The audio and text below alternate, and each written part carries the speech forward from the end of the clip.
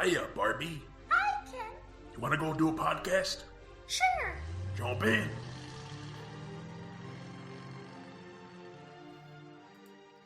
Ladies and gentlemen, hedgehoggers and echidnas, robotniks of all ages, and everyone else, welcome to Binging Barbie. I'm your host, John, and with me I have my co-host. Are you in charge here? Yes, I am. Nope. My Wrong! name I'm in charge. is I'm Jay. in charge. Anyway, this is a podcast about toy media franchises, 2000 nostalgia, and whatever else we want to talk about. And this week we are speeding into a new series on the live-action Sonic the Hedgehog films. And joining us is a special guest. He's a psychological tire fire, but he's also brilliant. Great YouTube and Twitch channels, IQ off the charts. Toa! Good morning, my rural chums. I'm more suburban, but sure. Yeah, we're doing Sonic, guys. Yeah. Sonic. Sonk. We I guess should go around the table and do like what's your history with Sonic? John, why don't we start with you? my history of Sonic. I don't really have a whole lot of history of Sonic. I've never really played the games. Let me explain this. I probably learned about Sonic at school. Some kid was like a really big fan of Sonic and it's like, I like Sonic. He's this like blue guy with spiky hair. I'm like, okay, cool. I maybe got like a McDonald's toy that had like a cheap game that you could play like the first game on, and that's probably the only game I ever played. And then it's just like word of mouth, random clips, Game Grumps, just out of context stuff. So I know not a whole lot about Sonic. Really, what I do know is just like characters' names, designs, villains. I don't know any lore or really any what the story is. So yeah, this going into this series is an interesting choice for us, I guess. Yeah, I guess I should explain this choice. We're doing Sonic as sort of a break between our two-part series on the Transformers and Twilight movies. Because the new Sonic movie is coming out, so we kind of wanted to schedule something there. And our video game movies, toy movies, probably not, but close enough. I could see the debate. Yeah. When you think about it, like Sonic really is the middle ground between Transformers and Twilight, so it just made sense. Yes. Totally. Yeah. But yeah, I mean, for me personally, I was familiar with Sonic just from like general watching videos about gaming on YouTube and playing Super Smash Bros. Brawl with people. And then I did eventually, our family inherited a Sega Genesis from a family who was leaving or getting rid of it for some reason. And they had a copy of Sonic 2. So I'd play that with my sisters every once in a while. And yeah, I've played a decent amount of the like 2D games. In preparation for this podcast, I started playing through Sonic Frontiers. I got maybe 2/3 of the way through before just kind of being like, I'm not having fun with this anymore. It's not a bad game, but I mean, yeah, Sonic has this like weird position where I feel like every few years I'll hear about, oh, there's a new Sonic game coming out, and this one is actually good.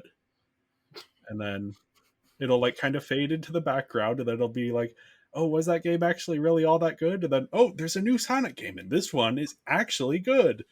And it'll fade a little bit, and wait a second, was that actually good? Oh, but there's a new Sonic game. I think the Sonic and Shadow Generations is the new one.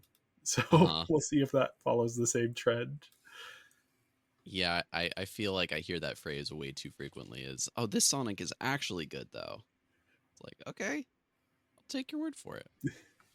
I have a very limited history with this franchise. I don't think I've played any of the games. I own Sonic Frontiers because it was on sale, and I was like, oh, I'll play that. Still have not played it. I like the majority of like my game experience with Sonic is gonna be like Super Smash Bros. I watched maybe a little bit of Sonic X growing up on TV, and beyond that, like probably the main crux of my Sonic knowledge is a Sonic picture book, chapter book thing that for some reason my mom had in her classroom when she was teaching, and described the origin story of Sonic. Mind you, this film, just to spoil a little bit, does not hold true to that origin story of which I will describe very briefly from the snippets I remember from when I was 7. Uh, but basically, in that story, it describes Sonic and Eggman as brothers, Oh, Huh. but like Sonic was a hedgehog and Eggman was just a human, and they were both being raised by some other doctor. And Sonic got really fast, and Eggman got really jealous, and that's why he's evil. Makes sense. Yeah. So I'm starting to think that they didn't follow the official Sonic the Hedgehog story Bible for that picture book, but could be wrong on that. There is, for anyone who is interested, there's a great Brian David Gilbert video from when he worked at Polygon with the Unraveled series about the original concept for Sonic. And that was back when he was a hedgehog from Nebraska who was like a nerdy hedgehog and then got very fast. And yeah, it sounds like he's gone through many iterations and origins throughout the years. For me, I'm not too interested in his origins as a character. Like he Yeah, just I think always that's kind of fair. seems to exist in like exist. You don't really need context. He's a blue hedgehog that goes fast. I don't need to know like why. Mario. We don't really need to Yeah, know if he's a plumber Yeah. from I don't know somewhere. New York City. Yeah, I sure. mean, I think Mario's pretty obvious, but like it's like asking what are the origins of SpongeBob? Like Yeah. SpongeBob has just kind of always been SpongeBob. I don't need to know his life story to know who he is. Well, yeah. For some real life context on Sonic, in the late 1980s, the video game company Sega released the home console, the Sega Genesis, to compete with the upcoming Super Nintendo Entertainment System. This was sort of the 16-bit era of video gaming. And to go along with this new console, Sega began working on a mascot character for a flagship series. They wanted to demonstrate the power of their hardware and also have a character who could kind of compete with Mario, who was the Nintendo mascot. We have 3 different people kind of leading the team that created Sonic. We have artist Naoto Oshima, programmer Yuji Naka, and designer Hirokazu Yasuhara. They were all working sort of different angles and eventually ended up with Sonic, who is, of course, the blue hedgehog who can run fast. Um, and yeah, the initial Sonic the Hedgehog game was a pretty quick hit when it was released on in 1991. Critics and audiences enjoyed the fast-paced gameplay, sort of a break from the more like slow and methodical Mario platforming. Not that Mario is slow, just in compared to Sonic, it They were trying to doesn't reach move. like a much older demographic and teenagers, which is Nintendo, which goes for a younger demographic, at least at the time. Yeah, Mm. yeah, and then this game spawned multiple sequels and a game franchise that continues releasing games to this day of varying quality. Usually, usually they're not at the forefront of gaming the way that Nintendo often tends to be, but I mean, yeah, they're sometimes they get good reviews. And there has actually been work done on a Sonic the Hedgehog movie as early as 1993, so 2 years after the game originally came out. It was initially pretty slow. This was around the time of the Super Mario Brothers movie and several other big sort Mm. of video game adaptations that were major flops. And yeah, over the next 25 years, the project sort of bounced from studio to studio, never quite getting enough momentum to go into production. But then in 2016, under Sony, we had producer Tim Miller, who's probably best known for directing the Deadpool movie, and director Jeff Fowler began working on a new version of the project with a screenplay by Pat Casey and Josh Miller. And this project didn't come to fruition under Sony. It actually went into turnaround, which meant that other studios could pick it up. But it was picked up by Paramount, who retained the creative team and then actually began production on the movie, which is farther than anyone had gotten before. Um, they began production in 2018, hoping for a November 2019 release. But after the release of the movie's first trailer in May of 2019, this is where they released the trailer, and the design for Sonic was controversial, to put it mildly. Yeah, it was not traditionally using the character's traditional design, pretty much. Not just that, it was ugly. Yeah. Like beady little eyes and Yeah. like human teeth. It was bad. Yeah. It seems like the people who were working on it were not told to use the like cartoonish design, so they were just working on it how you would normally do. It's just like, okay, live action, we gotta make this thing look as real as possible. Okay, so guess give it teeth, give it creepy hands, gotta give it red shoes. Before the trailer even came out, we got like a silhouetted poster, and Yeah. the poster just looked like somebody streaking, which was so ridiculous. But yeah, Yeah, so but trailer came out, weirdly, like, bad response. yeah, and weirdly, this is a time where rather than sort of doubling down on the design, um, the director and Paramount actually announced that the film would be delayed until February 2020 to allow time to completely redo the design and visual effects for Sonic. Mm. On Wikipedia, it says it cost an estimated $5 million to do that work. Apparently, that was also achieved without animators working overtime, which is kind of cool. That was sort of a Impressive. concern when the trailer first came out and people were calling for a redo, is that often that burden then falls on the visual effects artists, who they weren't really responsible for the design. They were just going through with what had already been approved, and now they have to completely go through and change everything again. It looks like this was achieved a little more ethically than often happens. Um, yeah, the movie was released and got pretty solid reviews. Was a surprise box office hit.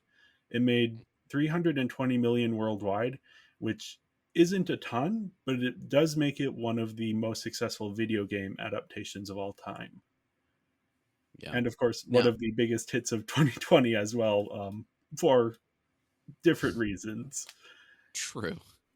Now, there's a bit Yeah. of a conspiracy around this on the internet space, at least one that I heard come out, because a big part of its success was just the studio listening to fans. A Yeah. lot of people saw the story of, hey, they made a really bad version, but they listened to the fans, they fixed it. Let's go support them. Let's make sure that they know that this is what we want. The conspiracy, and I don't know if I agree with it, is that that was the plan the whole time. That Oh, they only had Sonic made that weird, creepy, ugly way for that trailer, and that they released it like that as the trailer portion, just so that they could extend the lifespan of the visual effects and all of the process for the like post production, without stirring up this like negative connotation for the delays. I don't know how true that is. yeah. I don't It know. is confirmed to not be true by the Okay. by the animators. Also, a big giveaway is that there are deleted scenes of this film, and all the deleted scenes use the ugly I Sonic model. So gotta Yeah. look if for they I that. put was going all to that say, effort like, into that, yeah. I was going to say it is impressive what they were able to do with the redesign. You can tell that they didn't have a ton of time to work on it just quality wise. But yeah, I mean, the Yeah. original design is so off that it's like you have to wonder how anyone at any point said yes to it. Yeah, it's like the Sonic popsicles where it's like one Yeah. eye is like wonky and misshapen. That was the vibe that it was giving. Yeah. Yeah, that it was a little bit like terrifying when they revealed like in the trailer. I remember watching it the first time and just be like, that is the creepiest thing ever. Yeah. Like, especially Yeah. if it's your protagonist. I don't know why that was the choice to go with. But yeah, I I think it's interesting that you bring up the fan response and sort of the support that the film got because of that. Because one of the arguments I'm going to be making, and it's a little half baked, but I think this is going to be, especially in the coming years, one of the most influential blockbusters, mm, specifically for that reason. I don't know if we get the Mario movie without Sonic. I don't yeah, know if we get comic accurate Wolverine and Deadpool and Wolverine without the sure. response to this movie. Maybe we do. I'm just throwing it Yeah. out there. I mean, already there's whenever there's a trailer that comes out and people are like, "Ooh, I don't know about that." Like the Minecraft trailer came out a little Yeah, bit ago. yeah, A lot of people in the comments are like, "All right, we already bullied Sonic to being better. We can do it again." And I yeah, don't think that's possible for the Minecraft movie. I think there's inherent flaws, but yeah, the yeah, fact that like consciousness exists, uh, I think is a good thing. yeah. It kind of puts it on the studios to think a little bit more about what they're doing before they make an ugly Sonic. Yeah, absolutely. Mhm. But yeah, anyway, as I was saying here, this was released February 14, 2020, a date that has nothing weird about it at all. Nothing else happened that year of note. Yeah. In like Specifically on the next Valentine's month. Day, I'm just realizing. Yeah, it's That's Valentine's crazy, Day. Yeah, but I guess fair enough. yeah. I am curious what the I should maybe look up what the audience breakdown is. But yeah, this was directed by Jeff Fowler, who is an animator and director. He directed all three of these Sonic movies, as well as cutscenes for the Shadow the Hedgehog game from 2005 Mm, and the infamous Sonic '06, the Sonic the Hedgehog game from 2006 that is often considered one of the worst games ever released. I haven't played it. I just am familiar with it via reputation. Yes. yeah. I Is know that it the one that mostly has like through Game Grumps. oh, that's the one that has like the actual like full human being Yeah, lady that in it. Sonic Yeah. kisses. Yeah, Okay. Yeah. That's Okay. that's a that's fun one of the plot. like three things I know about that game. But yeah, Jeff Fowler is actually an Oscar nominee. Got a nomination in 2004 for the short animated film Gopher Broke, as in Gopher the animal broke. Okay. I have not seen it. I should watch it before next episode. But yeah, this was written by Pat Mm, Casey and Josh Miller. They are actors and writers. They worked on the National Lampoon Dorm Days movies. Never heard of those before this. They also did the Santa Claus action movie Violent Night from a few years ago. I didn't Mhm. realize they worked on that. That's a crazy like scale Yeah, that they're working on. Yeah. That was a decent movie. I yeah. enjoyed it. And then yeah, they also did the other two Sonic movies, which I find interesting that they kept the same writers and directors. It's very rare that we see it for this sort of mid-level blockbuster movie franchise, that they Hmm. aren't really bringing in new people. They're just, hey, these creatives worked well for us the last time, let's bring them back. Yeah. Then we have cinematography by Stephen F. Wyndham, who was a cinematographer on um, Kevin Costner's The Postman, a movie that I love and everyone else hates, Deep Blue Sea, and most of the Fast and Furious movies, starting with Tokyo Drift. So it makes sense to bring Huh. him in for a Sonic movie if with Sure. that Yeah. For fast experience. stuff. Yeah. Yeah. We have You can music tell by with like Tom. the slow mo. Yeah, Oh, yeah. sorry. And yeah, we have music by Tom Hulkenberg, who is a musician and composer, also known as Junkie XL. He did the scores for Mad Max Fury Road, Batman v Superman, and Mortal Engines, among many others. My beloved NGs, Yes. Mm. a movie Yes. that is bad, but in a fun way. Yeah. Before I actually go through the plot summary of this film, I do want to say, if you are a fan of Sonic, I'm sorry if us being unknowing of the universe is going to offend you, or if anything, but we'll do our best. Anyway, after fleeing his home on the Emerald Isles as a child, Sonic the Hedgehog has spent years hiding out on Earth in the small town of Green Hills, Montana, and his super speed allows him to mostly avoid detection from the locals, including Sheriff Tom Wachowski, whatever his name is. Donut Lord. Anyway, yet Sonic feels deeply lonely and one night has an outburst that lets off a massive burst in energy that takes down power in the entire Pacific Northwest. Concerned that they are under attack, the US government sends in Dr. Robotnik, a genius but psychotic inventor, to investigate. And fearing discovery, Sonic tries to use a magic ring to escape to another world, but is caught by Tom. And Tom shoots Sonic with a tranquilizer, and in a stupor, Sonic accidentally drops his bag of magic rings through a portal into the top of the Transamerica Pyramid in San Francisco. So Sonic asks Tom for his help to get to San Francisco and get his rings back, and Tom reluctantly agrees. The two flee in Tom's truck with Dr. Robotnik and his crew in pursuit. So they got some road trip hijinks, and Tom and Sonic grow closer together. But in San Francisco, Tom meets up with his wife, Maddie, and the two help Sonic get his rings back. And while on the roof of the pyramid, they are attacked by Robotnik, who uses a flying vehicle powered by one of Sonic's quills to move as fast as the Hedgehog.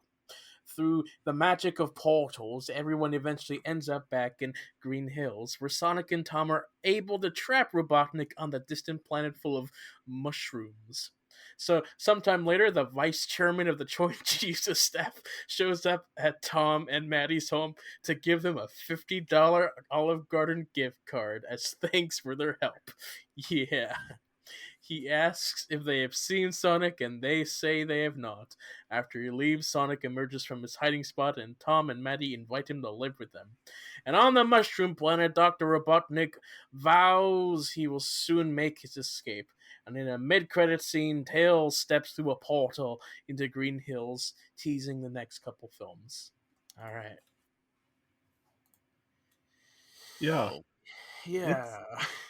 it is following a lot of tropes, but yep. not in a Yes. way that is like it does them well enough to remain mostly entertaining. Yes.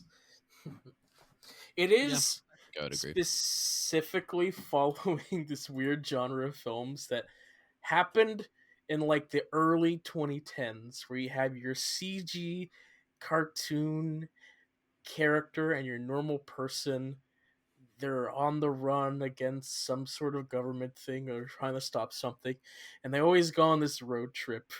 And there's always that one shot where they're in the car together, and there's so many films like that. So the name of few, you got Yogi Bear, you got Hop, Woody Oh the yeah, Hop. Woodpecker, other ones. Alvin and the Chipmunks. Does that do There, any of Yeah, I that? was thinking that too. that's probably one of the first ones. Yeah. So Smurfs. I guess I don't know that the this Smurfs go on road this trips. follows a lot of that genre, but I think this one does it the best because it's more than just basic. There's a little bit more. You got other characters involved, like Dr. Robotnik here, who's actually interesting. Yeah, it definitely feels like they went a very safe route with this movie, which honestly, for a video game adaptation, I'm okay with. Video game Yeah. adaptations have not always done great, and I'm okay with them going crazy and going in their own specific routes. I think like, Arcane is a great example of an adaptation that does a great job while being very unique. But this is a children's movie, And I think the route that it took was fine. It was basically just a reskinned version of those other movies. But it fits Yeah, the story pretty well, I think. sure. Yeah, it is interesting that like just especially at the point when this is coming out, because I think in the last 5 years there has been a bit of a shift with video game adaptations where there are now more good ones. There are still a lot of bad ones, but especially in 2020 when this is coming out, it's kind of just automatically one of the best video game adaptations by being somewhat decent. Yeah. Now, I will stick up for stuff like the Resident Evil movies, but those are not good adaptations of the games that they are supposedly adapting. Whereas here it's Right. like, yeah, this is Sonic. He goes fast. There are green hills. There's the Emerald Isle. Tails shows up at the end. Dr. Robotnik is here. Like, it's hitting all of the correct boxes to be a Sonic adaptation while not being too bogged down in, like, trying to be a Sonic the Hedgehog from the games movie. Like, we Yeah. aren't going to different zones and having levels in the zones. And yeah, it feels like it's hitting a good mix between the game and then being an actual movie on itself in a way that I maybe don't think certain other video game adaptations, cough the Mario movie cough, quite do as well. Whoa, whoa, whoa. Are we talking about the original The Mario movie from 1993? No, Because that is a no, masterpiece. No, that's the that one Mario I want No to Brothers see. movie. otherwise. Yeah, the new True. one I think has very little value as a movie outside of, oh, I recognize that iconography. But that's an opinion for a Yeah. different podcast. Yeah. Which isn't to say that Yeah. like this movie is a masterpiece. It's just like, yeah, when you're looking at the breadth of video game adaptations, like this is competing with Borderlands and Tomb Raider. So it definitely looks pretty good compared to those. Yeah. Yeah, it's also this being successful helps bring other video games into the mainstream. So we've got like more successful ones like The Last of Us. Uh, I guess Fallout was decently received. Arcane. Yep. Uh, Yeah. Uncharted is a film that exists. You just mentioned It was well Borderlands, received. so I don't understand why that is, because I thought Uncharted was, what if you wanted to play an Indiana Jones movie, like be a character in an Indiana Jones movie as a video game. So Mhm. why wouldn't I just watch an Indiana Jones movie if I wanted to watch Uncharted the movie? Anyway, that's my issue with most video game movies is tell me why I should watch the movie and not just play the game. Yeah. And a point in Sonic's favor is you have a story that is functional. You have some really solid performances. I think James Marsden and Jim Carrey really plus the material here in a way that's fun to watch. And that's not Mhm. stuff you're getting from the games, especially not Sonic, because the Sonic games are sometimes okay. The next one I hear is really good though. Yes, yes. Yeah. The next one, they'll finally do it with the next one. Yeah. Yeah. Yes, they will. I'm sure they will. Yeah. Yeah, there's a lot of tropes here. There's buddy comedy tropes, the two characters who don't get along, one's annoying, the other one is annoyed by the annoying one, but oh no, now they form a grudging connection and it's kind of sweet, and they maybe Mhm. kind of overplay their hand a little bit at the end of the movie. We'll talk about that later. We have the road trip stuff, we have the bar fight, the obligatory bar fight. Yeah. Yeah. You can definitely tell their influence on recent films, pulling essentially the the X-Men Days of Futures Past time slow down running super fast Yes, kind of Which gimmick. is we'll talk about super that later cool, on. but has been very problematic for speedster characters in recent times because if that is how fast they're going, then problems in writing how to defeat them is an issue. Yeah. So, yeah. Uh, yeah, the this is like, I mean, it's a difficult movie to talk about because it's kind of just like everything that you expect to happen happens over the course of the movie. It's like, oh yeah, the Yeah. Sonic and Tom form a grudging connection and learn to care for each other, and oh, Sonic is looking for a friend. Oh, now Tom's his friend. Yay! And now Sonic can live with Tom and Maddie.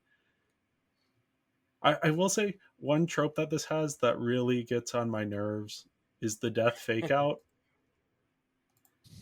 where in the final Yeah. fight, Sonic does something I don't even remember what. It's not even that like noticeable of a thing, and then he's like lying on the ground, and everyone's like, "No, Sonic!"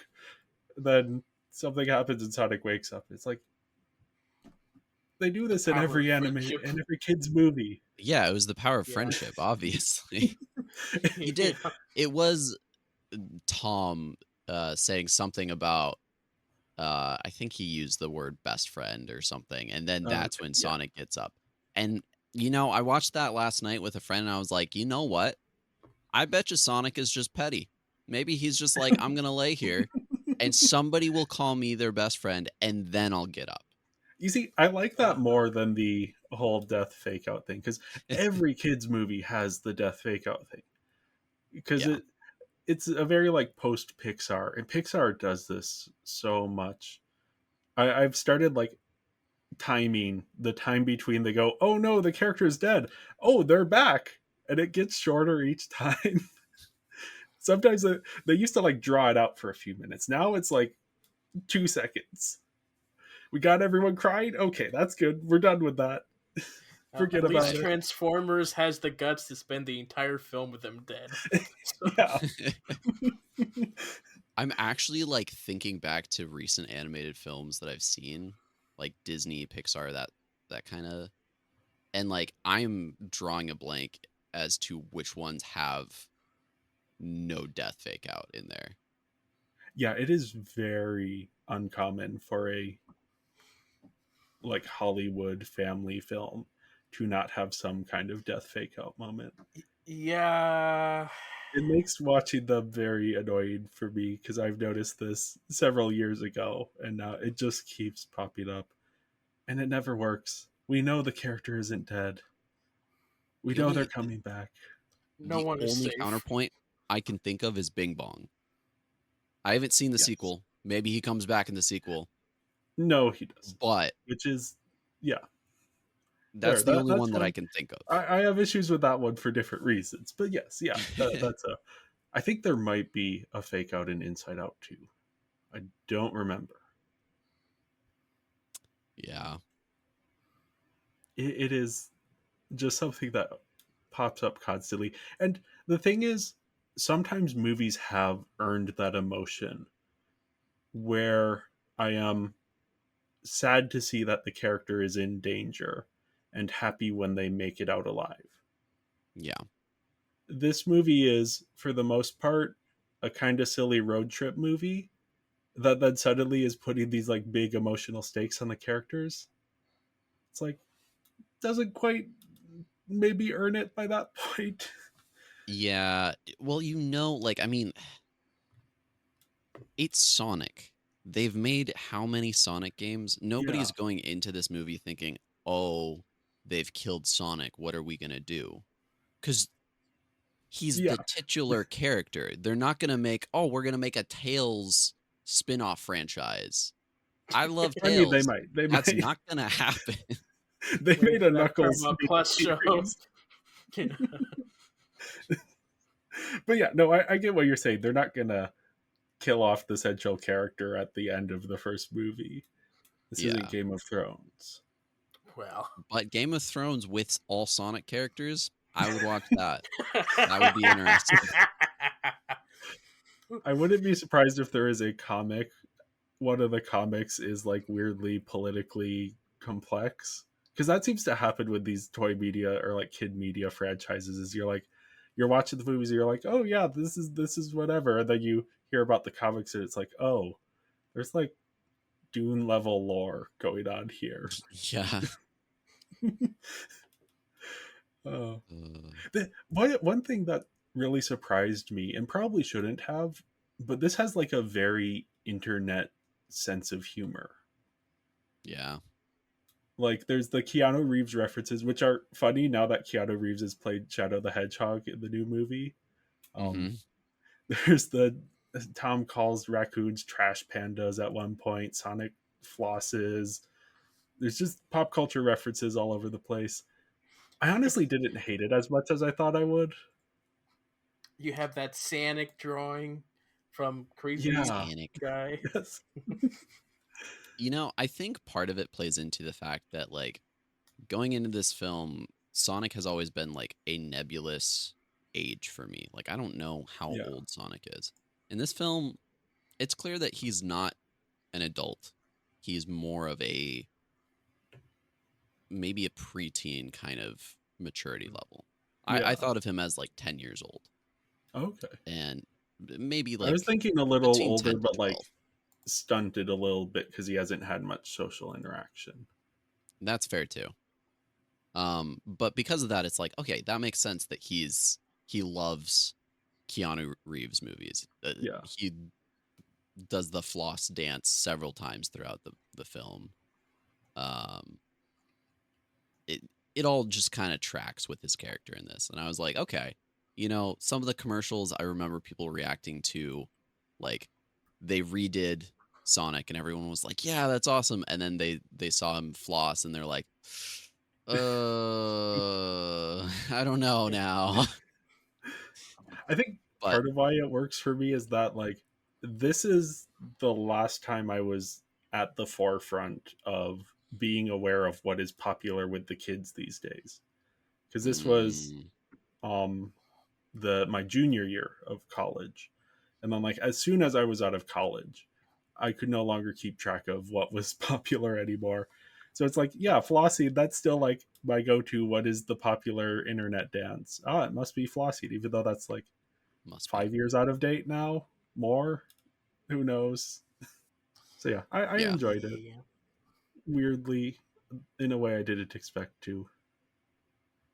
I'm curious to see as we get into the sequels if that continues to be the sensibilities and if I have any more issues with it once we get to like 3 movies of the same stuff. yeah. Well, and so my thought is too. I'm really excited. I haven't seen any of these films prior to like yesterday. I watched this movie. Um, so I'm excited to kind of delve into this whole movie series here.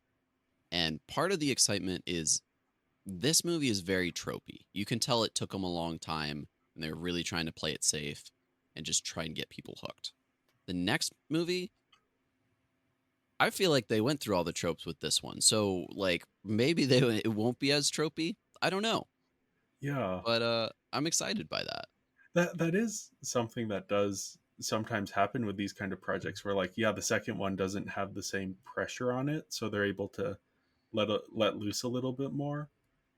Hmm. Yeah, I am. This is also my first time seeing any of these, so I am also excited to see where this is headed. Yeah. Yeah. I mean, they dumped a lot of lore kind of in the beginning about Sonic being Yeah, imported or something, and the film never addressed any of that again throughout the film. So it's got to amount to something, I guess. True. I do kind of hope they don't get too bogged down in that. I don't know the like Yeah. you're the chosen one, Sonic. I don't know if I'm too interested in that aspect of it, but I am excited to see the different like worlds from the games brought to this Hmm. universe. Having played through like especially Sonic 2 has some really fun zones with like very distinct visual styles and that we didn't really get too much of here. So, Yeah. Yeah. Tying it to Earth, I feel like the Sonic franchise is weird and nebulous as to where it actually exists. Tying it to Earth in this film makes a lot of sense from like a budgetary perspective of Yeah. we can do just live action. Um, and it makes it a lot more grounded for people that aren't already in the know for Sonic. I really did appreciate them naming the like main town that they're in Green Hill, Yes. uh, in reference to Green Hill Zone from the original Sonic games, which I liked. Thought that was a good call on their part. Yeah, it's one of those things, and I think throughout the movie they're very good at paying homage to the Sonic games and the Sonic lore without getting bogged down by it. Hmm. Because there is a version of this which is more like the Mario movie, where it's just we gotta shove everything in there, as many Easter eggs as possible, try and keep everything as close to established canon as possible.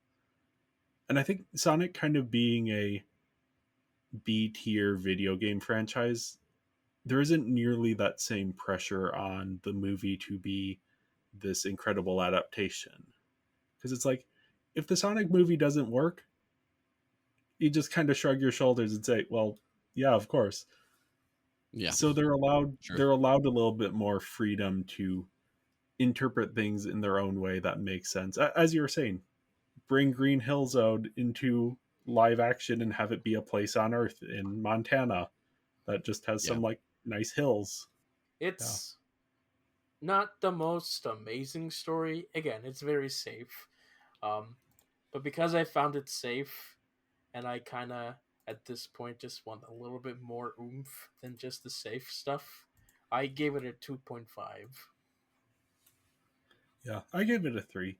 I think it is slightly above average. Yeah, I was in between here mostly to make the average score look prettier. At a 2.75. I think it's okay. It's not a story that my brain will be like, oh yeah, I need that story specifically. Um, and I think in some ways, uh, it's an establishing film for a character, so they had to take a little bit of time at the beginning. But I felt like the pacing overall was a little bit off, and if they had added like 30 minutes more runtime, I could see this movie being having a little bit more depth to it. Um, Yeah, it does. Like, Giving a few more it takes them moments. a while to start the actual adventure, and then the adventure doesn't take all that much time. Yeah. Yeah. It's a little like top heavy in that way. Which honestly Yeah. I don't appreciate it because it's not a, or I don't dislike it because it's not a long movie. But yeah, I can definitely see where you're coming from. Of like, yeah, there's a little bit of an imbalance there of where it's spending the time. So Tom being branded a terrorist had nothing actually came of that. Nobody recognized him or anything. He was just Yeah. a, a thing. So I watched through this with a friend, and when there were the fake goodbye that they were like, oh yeah, Sonic is going, and I guess we'll see you later, Sonic. We got you to the tower. Bye. I'm thinking Tom is a wanted terrorist right now. If Sonic goes, if there's no explanation, Tom is going to prison. Probably so is his wife. I would be Yeah, surprised if that was different. And then the especially after government the just stunt they let them pulled. go. And Yeah. Gave them a $50 Olive Garden gift card. Yeah. That was also the other thing. It was like, why did the government let them go? Obviously, like, Eggman is out of the picture, and maybe they're like, oh, okay. Maybe we're afraid that they'll kill us like they got rid of Eggman or something. I don't know. Yeah, I think it's just that's what needs to happen to return everything to enough of a status quo so the sequel can start from that point. you could Yeah. have just as easily had a scene where Sonic and the military guys are like, "Oh, sorry, Sonic. Thank you for explaining everything that happened. We'll let you go now." Instead of the Yeah, $50 gift card bit, and then they're being like, "So the blue guy, you seen him in anything? I don't know. I don't know."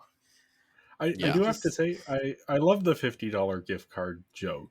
Like, that was a good Sure. joke. Of all the branded segments I've seen in a yes, film, that was pretty good. They really like played into it. yes. Yeah. Of all of the branded segments in this movie, there is so much product placement here, but that one Yeah. actually did like work very well because I mean we've seen the scene in the movies before of like, oh, the government's gonna pay for the treatment for the character who's been sick the whole movie. Hooray. Mhm. Here it's just like, oh, here's a $50 gift card for thanks for not telling anyone about the alien being that you went on a road trip with. Yeah, it Go really treat yourself to like amplifies. a decent chain restaurant meal. Yeah, it really amplifies the joke earlier that Jim Carrey says of, you ever wonder where your taxpayer dollars go to? It's like, yeah, we really do now because what? Oh, Uh, All went to Dr. Robotnik. yeah. all of it. Also, okay, so I mentioned the shortness of the movie, but I was thinking about this. Like, they drive from Montana to San Francisco, California. Yeah. That's a long drive. So I pulled it up, and there's obviously no Green Hills, Montana, that I could find at least. There is a Green Mountain though, so I'm going from there. That's like towards the edge of Montana. It is like at least a 16 to 17-hour drive, and like they make it seem like, yeah, it's like just the state over. It's Yeah. like a 4-hour drive maybe, or an At eight least they hour had like a drive. night in between the drive. Yeah, Yeah. there's just a That lot of questions as to like the timing of everything, and also you would think that with all things combined, the fastest way to get this done is just to teach Sonic how to use a GPS Wait, yeah. and let him he go. also told Sonic that San Francisco was west, but like Yeah. Yeah, he west says of due west. Montana. That is technically true, but also very south. Yes. Yeah. Uh, Yeah. There are always on this podcast whenever we talk about characters traveling to locations, there are some weird stuff. In the last episode we recorded, which is one of the TV show reviews we did for the Patreon, we were trying to figure out how Barbie's family went on a 9-hour flight to Costa Rica from LA, mhm. which it usually takes 5 hours. So yeah, I do wonder if, and especially John, since you brought up the deleted scenes, I wonder if there are a lot of road trip shenanigans that just got cut, potentially when they decided to redo the Sonic design, and they were just like, let's prioritize these scenes here that are sort of essential to the story, and then maybe cut some of the other scenes that they had. That makes sense. I could understand that, especially like from a budgetary restraint. If they're like, we had 15 minutes of extra content, but that would require us to put in the new model, do all of the animating, the lighting, everything like that, and that would cost quite a bit more and take a lot more time. Let's just release the movie at its minimum, uh, you know, Yeah, viable yeah, product. That makes a lot of sense. yeah. Speaking of Sonic redesigns, our characters, we have Sonic. Whoa, really? Yeah. Believe it or not. Whoa, Sonic. Yeah. He Yeah, could Yeah, be I more annoying. yeah, yeah, I'll agree with that. He's very much annoying, but in an endearing, like Yeah. like way, Yeah. which is, I think, a good route. yeah. This is the type of character I usually find annoying, the green bionicle type. But Sure, Okay. yeah. here it worked enough for me. I don't know if I'm gonna make it through 3 movies with this guy at the center, but I'm feeling fine about it right now. I he has a decent arc here about wanting a friend.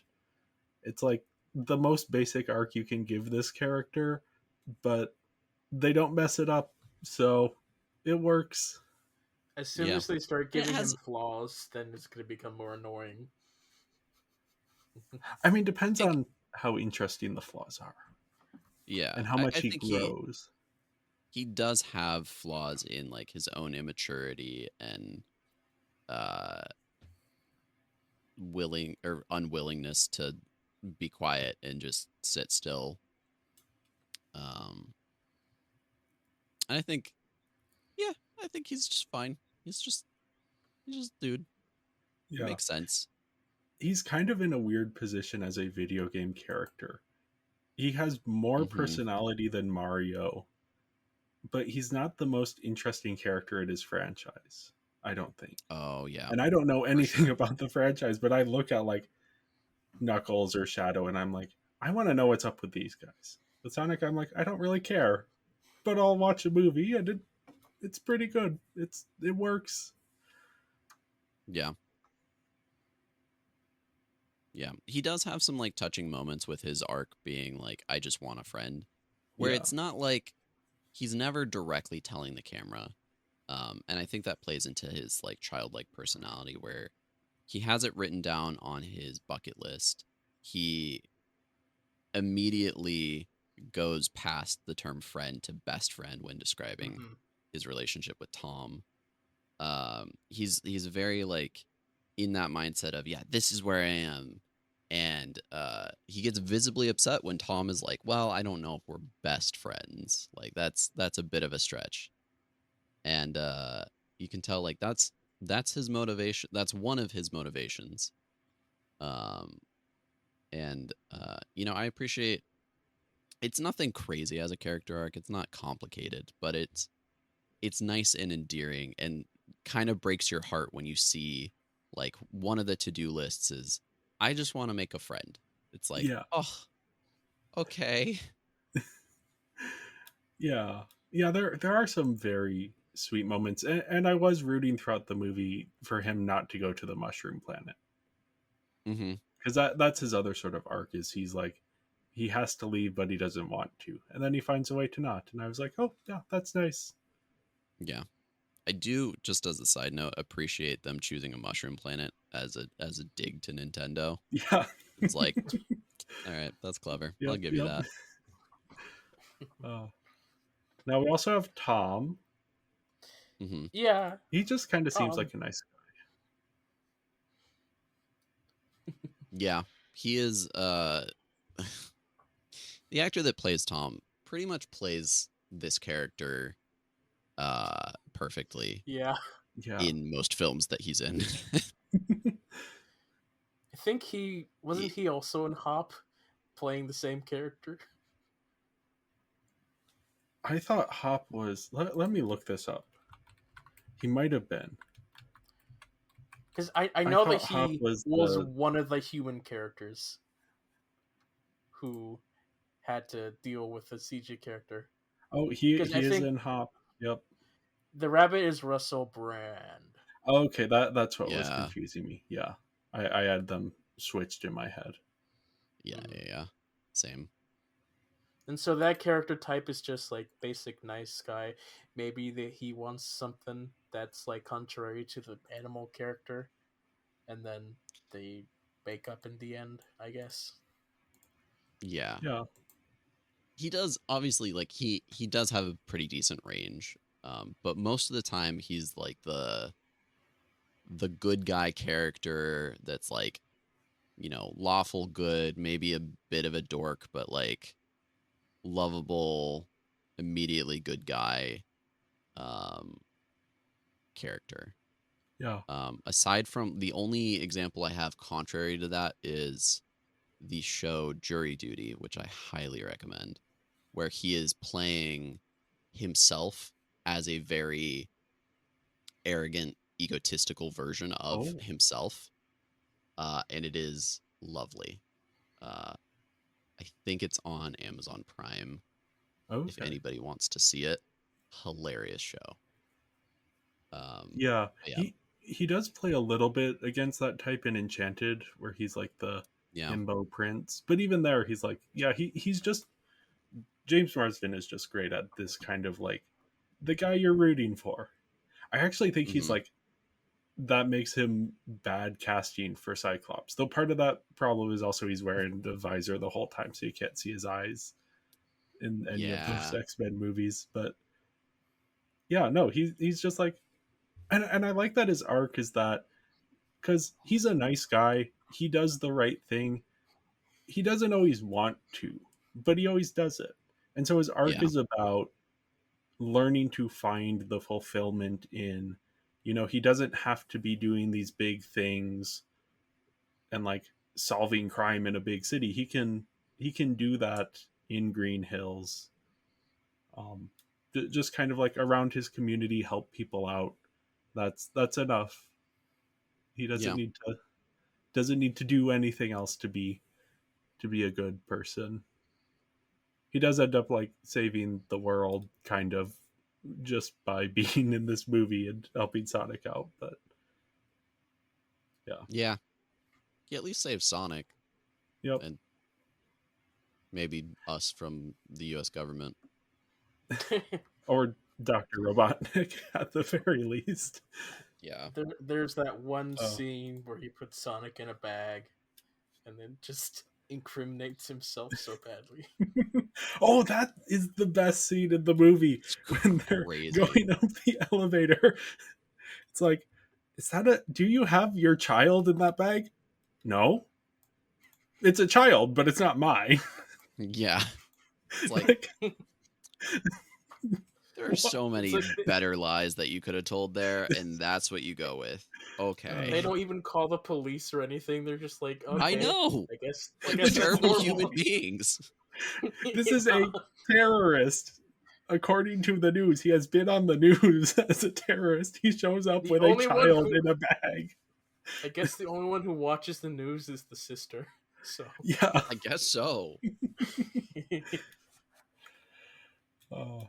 Uh, We also have Tom's wife, Maddie, which, okay, this is where I want to bring this up. So, often for blockbuster type movies, they will make multiple different posters. And the best kind are when they do posters for each specific character. And for this movie, they made character posters, but they forgot to put the movie's title on the character posters.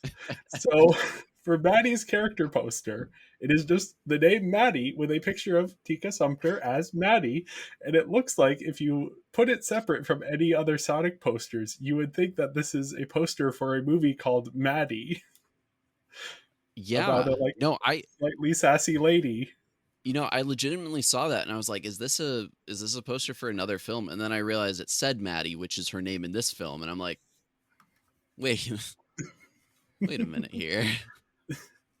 There are just character posters are great. There are some really good ones of like Martin Freeman gets his own Black Panther character posters. So it's just Martin Mhm. Freeman, white UK guy on a poster that says Black Panther across the bottom. But yeah, this is one of my favorites just because there is no way you would know this is a Sonic poster unless you already Yeah. know going in. And actually, I've seen online they have updated versions of this poster that actually have the title of the movie on it. So someone in the marketing department realized their mistake. Oof.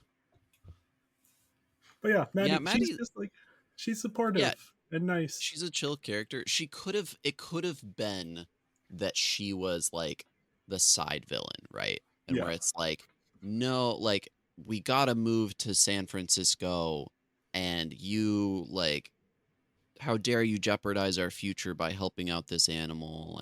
And then by the end, she's like, you know what? Actually, I'm happy that you helped out Sonic. I But no, learned the my whole time, lesson.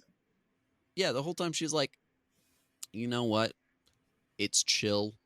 I'm 95% sure you're not a domestic terrorist. So we'll just go along with you saving this blue alien thing. Yeah. That scene Yeah. where she just like takes him aside and is just like, okay, first off, I want you to acknowledge how chill I am being at this moment. It's just like that is such a good thing for her to just like point out, like, hey, I am going Yeah. to talk to you.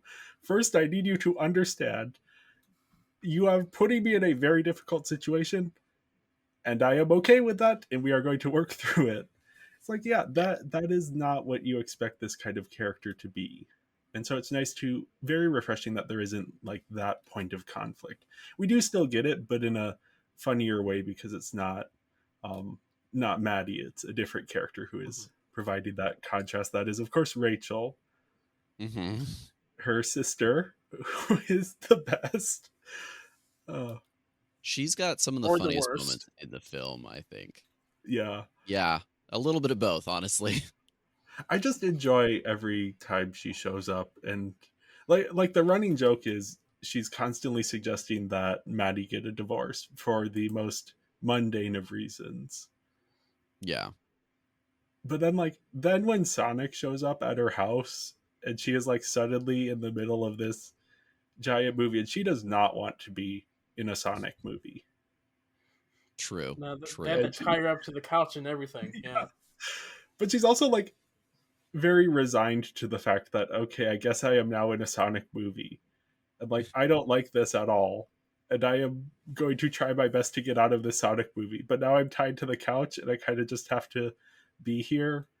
And my daughter is running around the coffee table screaming about how she has to go fast because she's friends with this space alien from outer space. Yeah, it is absolutely crazy how much the child is like, oh yeah, my mom's tied up. Yay. Uh it is yeah. Very funny. Like the performance for her was great the whole time. They gave her some Yeah, really good lines.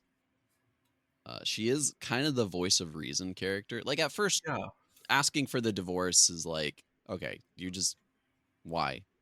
What has James Marsden done that you're upset with?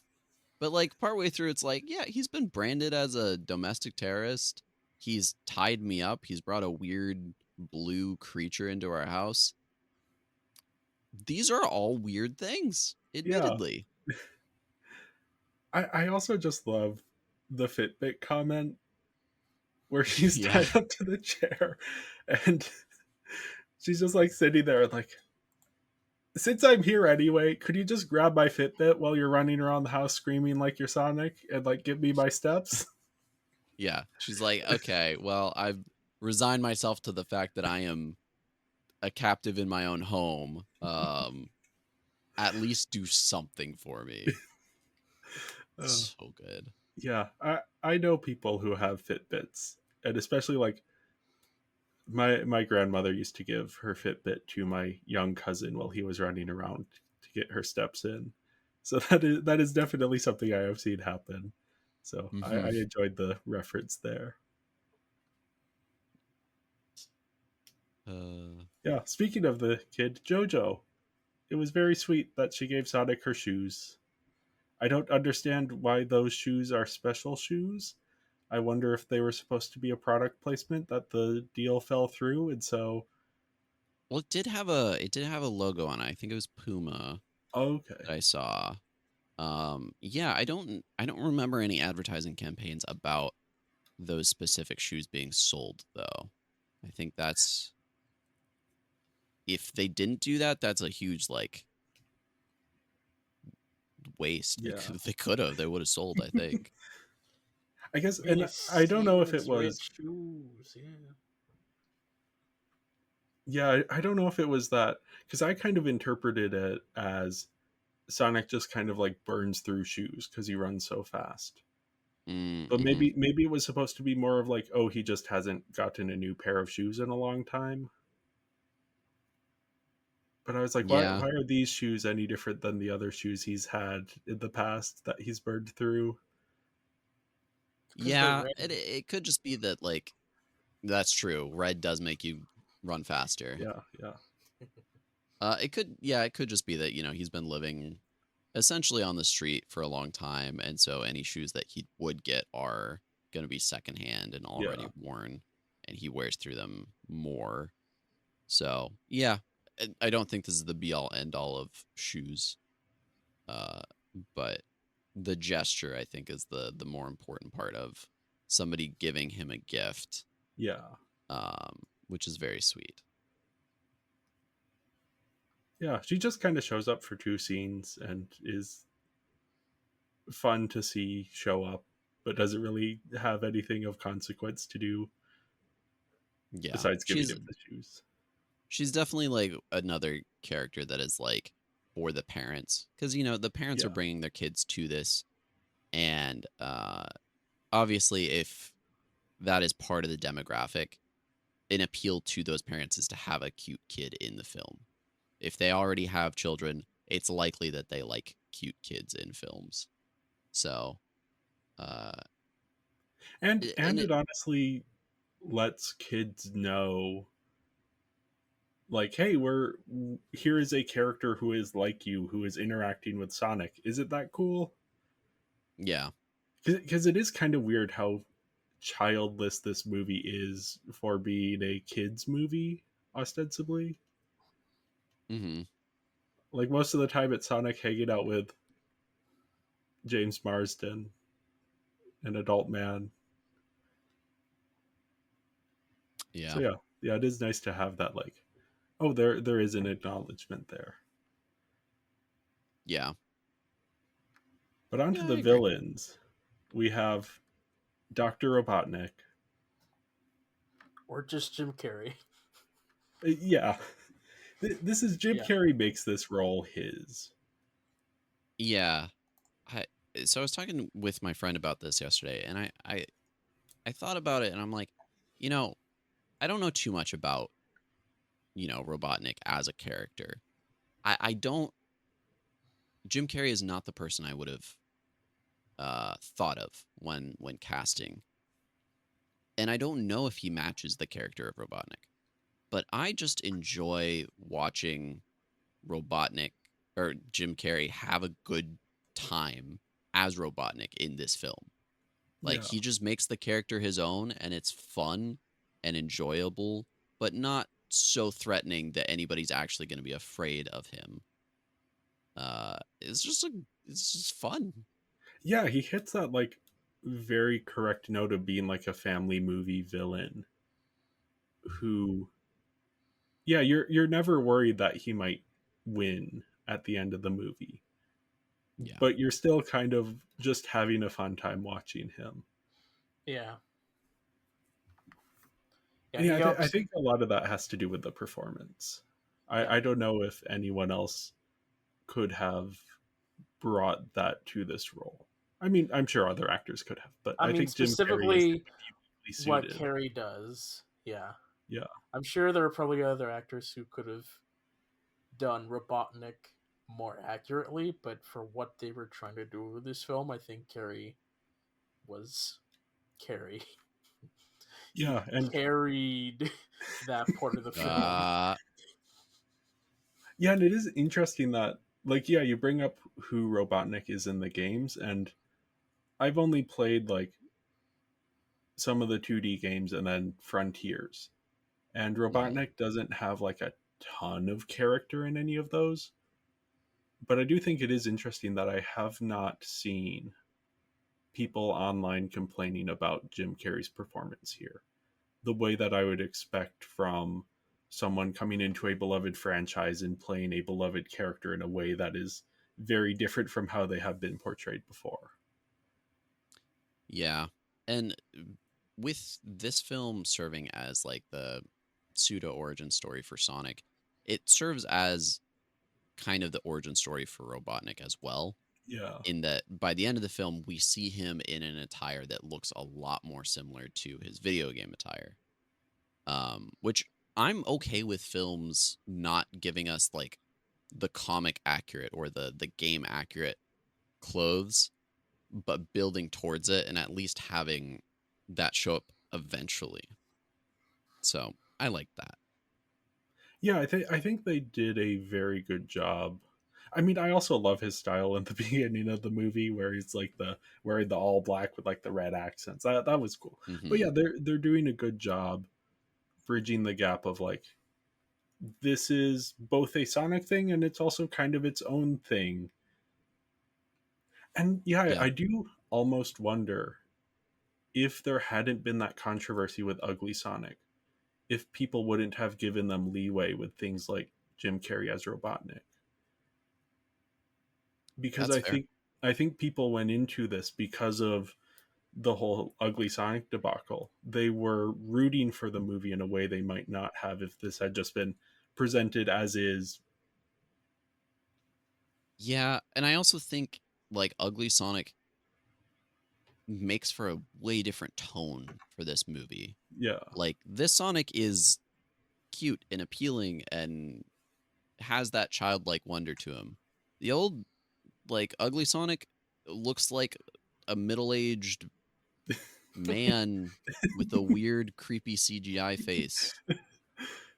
Like But Yeah. even if Ugly Sonic, even if they had gone with this design initially instead of Ugly Sonic, and just Ugly Sonic never happened. It was just like, oh, it was always this design that they eventually mm, landed on. I do wonder if people would have given them the free pass to let Jim Carrey do kind of whatever he wants with Robotnik, or if there would have been more criticism of, oh, this isn't like the games. Whereas now it's like, oh, they specifically took the time out of their time and budget to actually make redo the Sonic design to what fans wanted. So yeah, we could give them a little bit of slack with Jim Carrey's Robotnik. And actually, I think he is the part of the movie that I've seen most often praised. yeah. Just in terms of like, and I think if you are going to watch this movie, he is the reason to watch the movie. Yeah. Because the rest of it is just kind of like, yeah, average kids animated character live action road trip movie. Yeah. There were several times when his performance caught me off guard Yeah. and made me laugh. And like, it it's a comedy movie, so there are moments that you're like, "Oh, that's funny." But there were like at one point he responds in Japanese just randomly, and I'm like, "Okay, sure, why not?" I, Yeah. the scene for me that really got me, well, the two scenes. The first one was when James Marsden is talking about like, oh, I was actually breastfed, and then he's like, oh well, thanks for rubbing that in my orphan face. It's just like his Yeah. delivery on it, and like, I don't know if that's an established trait of this character, but the way he delivered it is like, okay, no, this is now a part of the canon, I guess. Yeah. It's just, it could have been something he improvised, but nope, that has to be it now. And that's And the then thing with you oh, go never ahead. know with Jim Carrey, like Yeah, how much of it is scripted and how much of it is just they were rolling the cameras and he said something. yeah. And then the other one is the latte scene. The latte scene is so funny. Every reaction he has, every line he has, and the delivery of every single line is not what you expect it to be. Because Agent Hmm. Stone walks in, and Robotnik like turns around and like screams, like, "What are you doing here?" And then he's like, "Oh, I brought you some lattes. I thought you would want some lattes." Are you insane? I want a latte. I love how you make lattes. It just like it Yeah. screams it at him at full volume. Well, and I appreciate that too, because like in so many other films like this, it's like they've got the dumb underling that they keep like bashing and they seem to hate, but they keep them around because maybe it's just like cheap labor or whatever. And this one, Yeah, it's like he keeps Stone around because he makes really good lattes. At yeah, least bare minimum, that's what he does, uh, and I love that for them. yeah. No, it's a phenomenal dynamic. Yeah, Stone is just such a fun foil to Robotnik and to Carrie's energy. That Yeah, he is so much of like, I mean, Stone is a good term for him because he's just very like stoic in yeah, contrast to Robotnik's more manic energy. So to have Robotnik like yelling at him is just going to be inherently funny. yeah. I agree. And that is just like good direction on the part of, you know, you have Jim Carrey, you're gonna let him run wild. Mm-hmm. Set everything else up in the scene so that he's gonna steal the show a little bit. That's fine. That is what you want him to do. Yeah. And I think it's good too that they like it kind of just worked out with the plot, but because of that aspect of Jim Carrey, it was good that the first part of the movie separated him and Sonic because it let them Yeah. develop on their own. And then when they came together at the end, it's like, okay, Sonic is easily the most like dynamic and out there character from the protagonist side. We have Robotnik as the dynamic out there character from the antagonist side. So when they're finally in a scene together, the because the scene is more of an action scene, it doesn't feel like either is stealing each other's show. It's just Yeah. finally their worlds colliding kind of thing. Yeah, it is interesting how these are Jim Carrey movies, but they're also Sonic movies. Yeah, And that's they're true. they like hold the two somehow in balance, which is very weird. Yeah. Like usually you would think it would be either these are Sonic movies and Jim Carrey has like a small role in them, or these are Jim Carrey movies and the Sonic stuff gets a little bit shortchanged by it. But no, they do a really great job striking the right balance. I do wonder in the sequels what that is going to look like. Yeah. That's But fair. again, I mean, this is the same creative team coming back for the next ones. So hopefully they have a good understanding of what worked the first time around. Yeah. Any other characters you wanted to discuss? Crazy Ted or something. Crazy Carl. Crazy It was Carl. alliterative. Carl.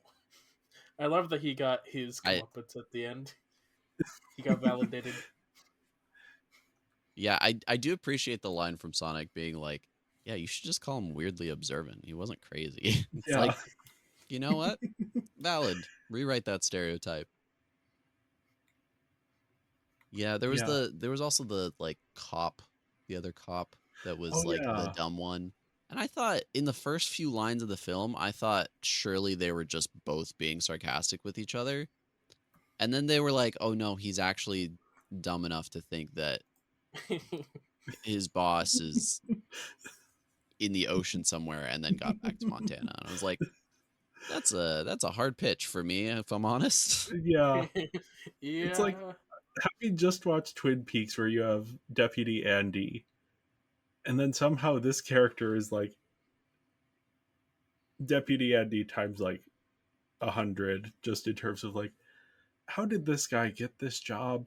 Why is anyone putting him in charge of running the phone? I gotta say he's better than Barney Fife. Okay. It's a fair point. Andy Griffith's show. Yeah. Yes, I have not seen that, but I will About the take your same word at that. level of competence, maybe. Yes. Level of incompetence, maybe. Yeah. Yeah.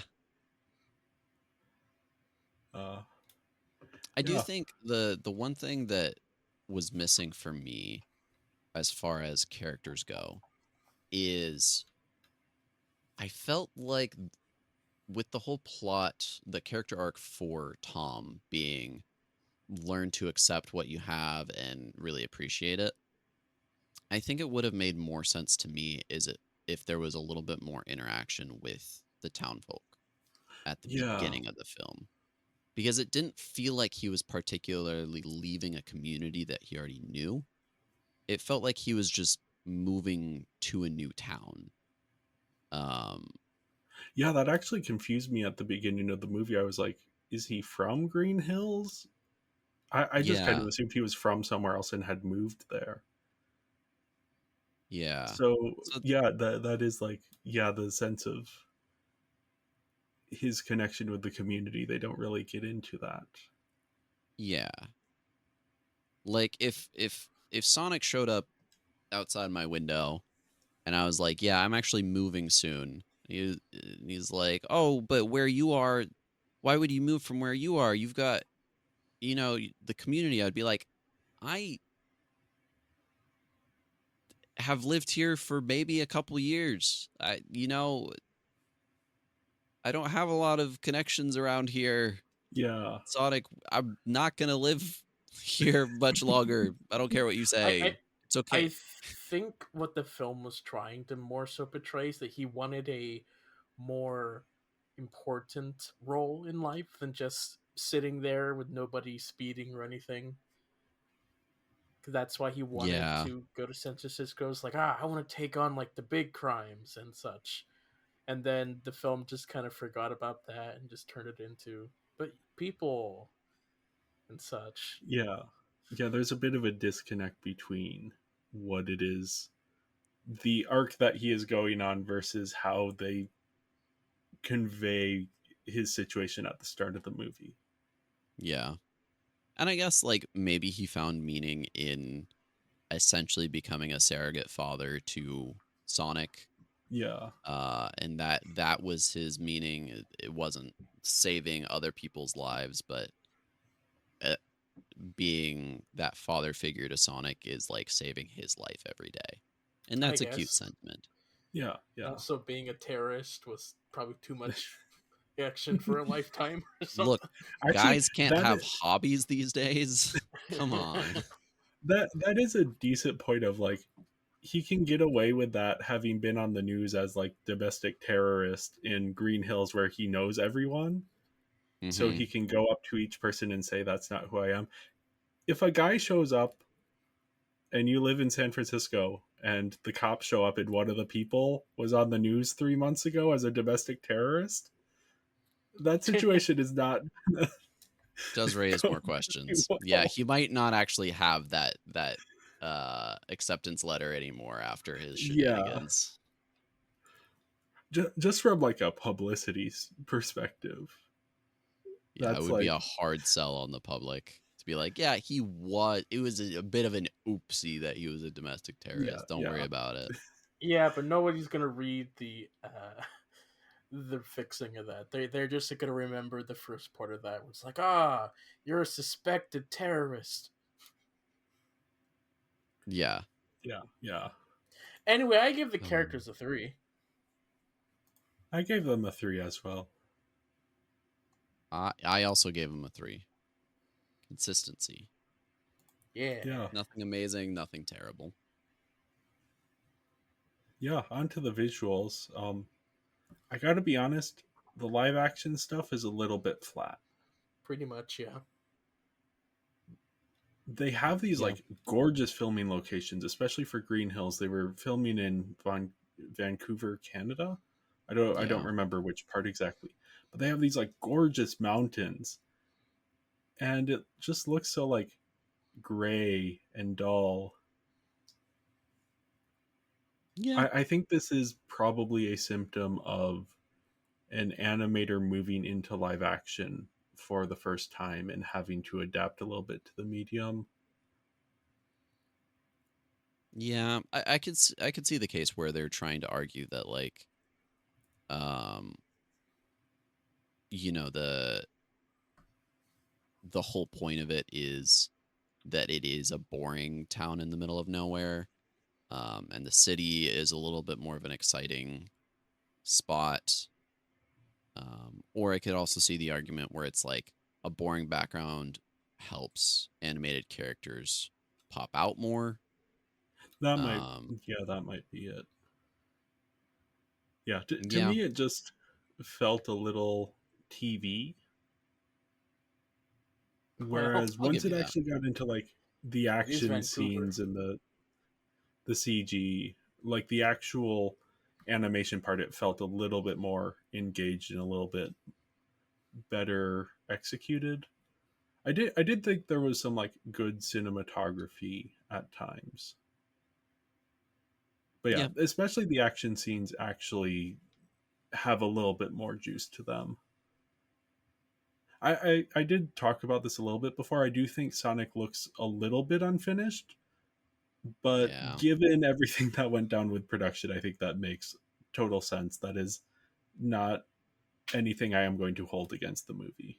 No. Yeah, I especially noticed it in like the shading. A lot of the shading you can really tell things are CG. It's not just Sonic, but Sonic is the more easily spottable example of it. Even at the very end, uh, where like James Marsden is given his family a hug. Um, the shading is not great, and Sonic is, I think, way shorter than the what they had planned for. Because like Yeah. to give him a hug up here, audio listeners obviously is like at shoulder level is what I'm trying to describe, and Sonic is like half a foot under that, and it's like okay, I could see where probably the original Sonic is a little bit taller, and they just had to work with that. But it's a little awkward sometimes. Yeah. I think it is very impressive what they were able to do in the redesign. And just, Yeah. I mean, that must have been so difficult to do. They have made this and probably filmed it with a very specific conception of the CG character. And then to have to go back and completely redo that. I mean, yeah, that does not sound like a fun time, but they put in the work, and I mean the results, like, yeah, this version of Sonic works in the movie in a way that I don't imagine Ugly Sonic would have worked at all. Yeah. Yeah, I definitely prefer the like, small mess ups with CGI, but having this Sonic over having perfect CGI, but having to deal with the last Sonic. Yeah, Yeah, yeah. Although definitely. the more we talk about it, the more I'm like, if they have if they have a version with Ugly Sonic in it, I kind of want to watch that version now too, Yeah. just to compare. Also, what would have Tails looked like, or the Oh, other characters? It's a fair isn't there question. that like one image? I'm gonna look this up of like Oh, Ugly Tails. the one image of Tails, the taxidermied fox. You mean? Yeah, the taxidermy fox. Yeah. the Yeah, Yep. uh, Oh that's boy. how I imagine it would have looked. Oh, I look up uh taxidermy tails, and it's just like tails, like the part of the animal, not the character. It is, yeah. It's so weird that they ever thought that Ugly Sonic could work, but here so I think impressive that they were able to undo it yeah, I think they if they release that part of the film as like, bonus for the features on Criterion the release. yeah, all they do, they switch out the music, make it a horror film. Let's just go for it. Yeah, Really turn James Marsden's character into a it's like terrorist that has been lulled into helping this demon. it is making me think of what one of the cool things, and I might actually pick up the Blu-ray, which I wasn't planning to before, but with the Kingdom of the Planet of the Apes Blu-ray, they actually released a full version of the film without the CG. So it's just the Mm, performers with like the motion capture suits on performing. And it was to show how little CG was used for like the backdrops and things. that's really But yeah, nifty. yeah, it does make me kind of wonder like what would have to happen for us to get like a full Ugly Sonic cut. I don't imagine they had a completed version, but even if they just released what they had before they made the switch, I'd it would love be it. interesting. Yeah. I don't Yeah. imagine they've kept that copy though. I mean, It's there's got to be in the probably a archives digital file somewhere, right? somewhere. Yeah. Yeah. I Somebody's got it. yeah, I have to Uh, imagine. Again, they're probably saving it for the Criterion release. Yeah. I mean, Disney somehow got the rights to do Ugly Sonic. Oh yeah, So, are you familiar with this, Toa? I am in the Chippendale Rescue Rangers film Yeah. 2022. yeah. Yeah. I That's the only part of the movie that I actually know about because I was Oh, so intrigued as to how they got the rights to that. And yeah. it's essentially they didn't. They filed it under parody And because Oh. they never refer to him as Sonic, they only ever refer to him as Ugly Sonic. It counts as parody law, and they can't Oh, do anything about it. That's funny. Which is so funny to me. And like, I don't know how that is remotely like. Surely they got. It I surely mean, they can't be probably fully got legal, like but a it's strongly worded letter from Paramount. yeah. And like, to be fair, it's Disney, so they got the best lawyers in the business. Yeah. It's crazy, but I mean, it's I really I also funny. think it because it's like the David Lynch version of Dune. Everyone hated the David Lynch version of Dune until now there's because the David Lynch version of Dune is a bad adaptation of Dune. But now Yeah, that there's a good adaptation of Dune, everyone's looking back at the David Lynch version and they're like, "Oh, there's some weirdness in here that we can appreciate." I think it's the yeah, same with Ugly Sonic where it's like when Ugly Sonic was the only live action Sonic, everyone hated him. Now that hmm there's an actual like more accurate to the game's live action version of Sonic, we can look at Ugly Sonic and be like, there's something just weird about him that is interesting to look at. And we can yeah, appreciate that because there's no danger of him being the actual canonical Sonic. yeah. So true. That's a very good point. Okay, we do have to Uh, talk about the speedster scene because yeah. as you were both alluding to earlier on, I think the Quicksilver scene from Days of Future Past so defined what speedsters look like that every speedster since is either directly referencing it or directly trying to get away from that. mm, Like there is no escaping the gravity pull of that. So here they do a direct parody of the scene in Days of Future Past, which is kind of like you kind of either have to do that or like not do that because that yeah, was so innovative and so groundbreaking. I mean, it's so foundational that the MCU killed off their own version of Quicksilver because they're like, we can't think of anything better. yeah. And that version of Quicksilver did it again, like a movie or two later in X Men Yeah, Apocalypse. and even then, it wasn't as good as Days of Future Past. Yeah, This I film think, does that thing twice. Is the bar yeah, fight scene and then with the Robotnik yeah, missiles.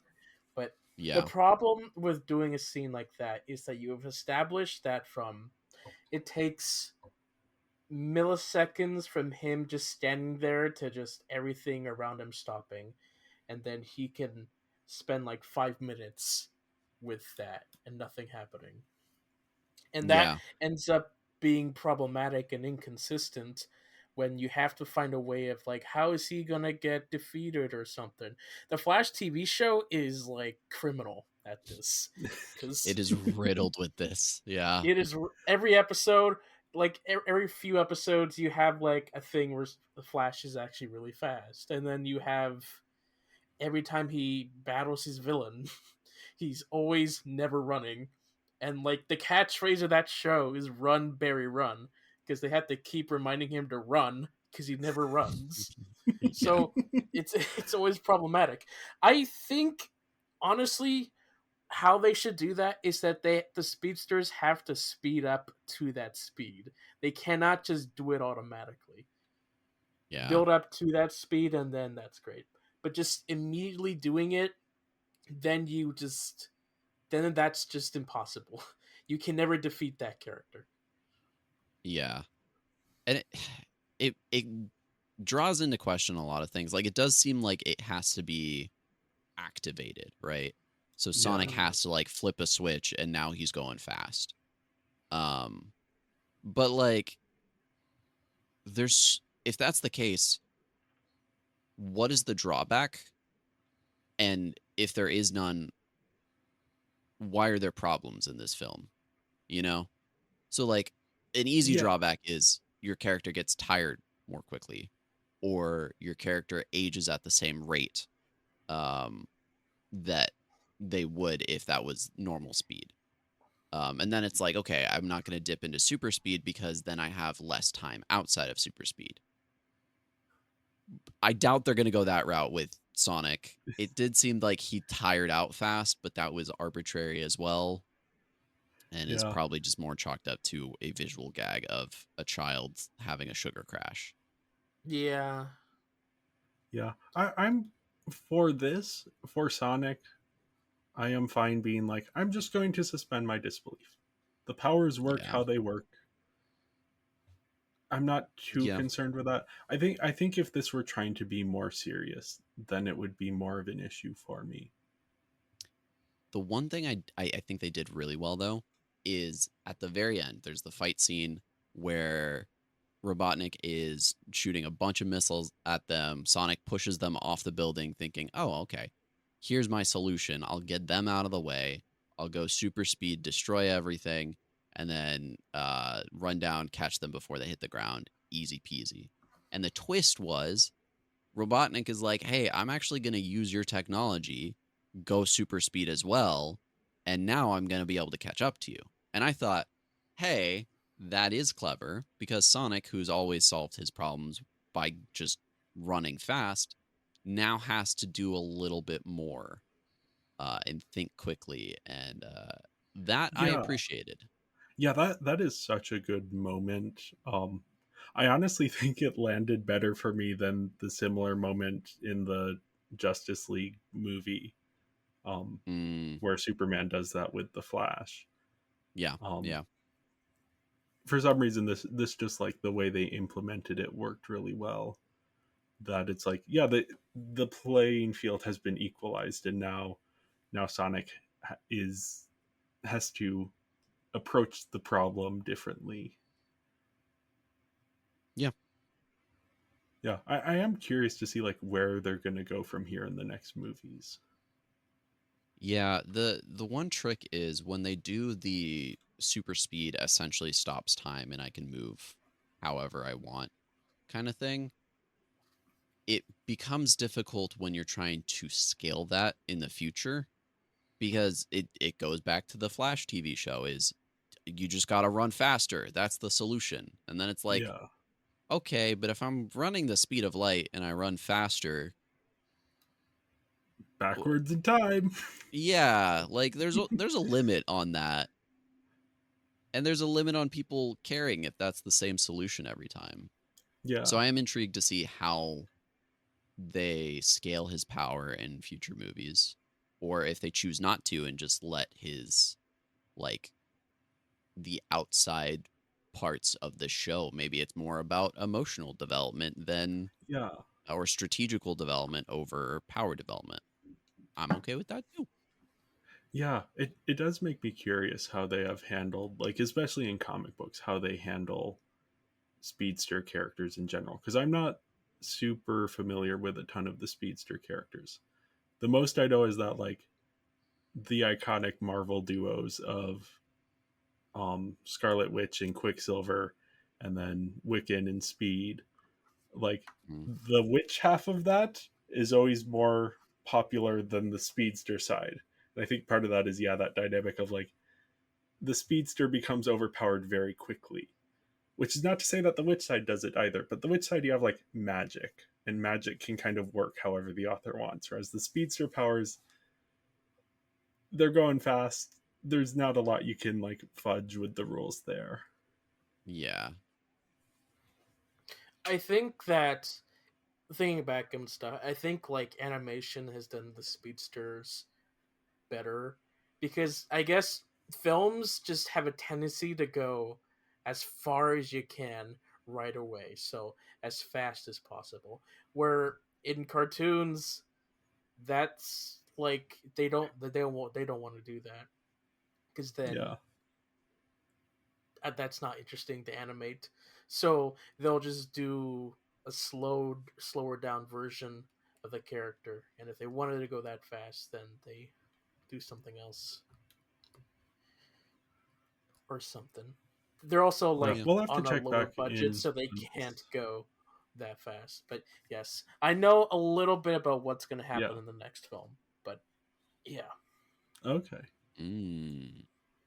mm-hmm. Now, since we briefly brought up Robotnik's little device ship thingy. I just thought all of his tech looked really cool, especially his truck with like the sleek exterior and like the stairs that come down, and then on the inside there's like all of this lighting and the weird projection stuff that he has where he's like pretending to ski down a mountain Yeah. and then being chased by a T-Rex. Yeah. Like that's just like Yeah. fun, cool sci-fi stuff. I think at least some of the drones were practical, or at least it Oh, looked to that's me really like cool. some of them were. I think I Very remember cool. seeing a behind the scenes thing that like obviously like puppeted, not actual Mhm, drones, mhm. but That is cool. yeah, Yeah, I did appreciate too with you know, a lot of the times villains or heroes have a clunky introduction to their like villain or hero name. You know, yeah. the classic, that's fantastic. Wait, say that again.